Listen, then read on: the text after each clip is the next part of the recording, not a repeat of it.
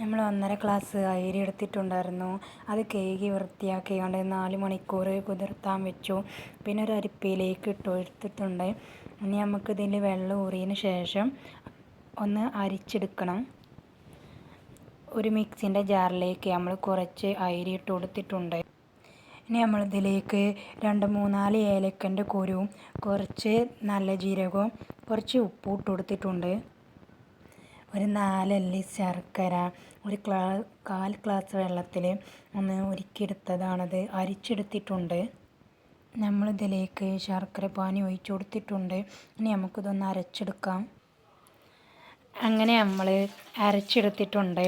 ഇതിലേക്ക് 2-3 പഴം കൂടി കൂട്ടിങ്ങാണ്ട് നമ്മൾ അരച്ച് റെഡിയാക്കി എടുത്തിട്ടുണ്ട്. ഇനി നമുക്ക് ഇതിലേക്ക് തേങ്ങാക്കൊത്തിടണം. നെയ്യിൽ കുറച്ച് തേങ്ങാക്കൊത്തി നമ്മൾ വറുത്തെടുത്തിട്ടുണ്ട്. ഇനി നമുക്കിതൊന്ന് മിക്സ് ചെയ്തെടുക്കാം. നമ്മൾ ഉണ്ണിയപ്പച്ചട്ടി വെച്ചിട്ടുണ്ട്. അതിലേക്ക് എണ്ണ ഒഴിച്ചു കൊടുത്തിട്ടുണ്ട്. നമ്മളിവിടെ മിക്സ് ഇതാക്കണേ. നമ്മൾ മിക്സ് ചെയ്ത് റെഡിക്ക് കിട്ടിയിട്ടുണ്ട്. എണ്ണ ചൂടായിട്ടുണ്ട്. ഇനി നമുക്കിതിലേക്ക് ഒഴിച്ചു കൊടുക്കാം. എല്ലാ കുയിലും ഒഴിച്ചു കൊടുത്തിട്ടുണ്ട്. അങ്ങനെ നമ്മൾ ഉണ്ണിയപ്പമൊക്കെ ചുട്ടെടുത്തിട്ടുണ്ട്.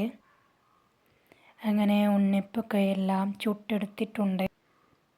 ഉണ്ണിയപ്പമൊക്കെ റെഡിക്ക് വന്നിട്ടുണ്ട്. അങ്ങനെ ഉണ്ണിയപ്പം റെഡി.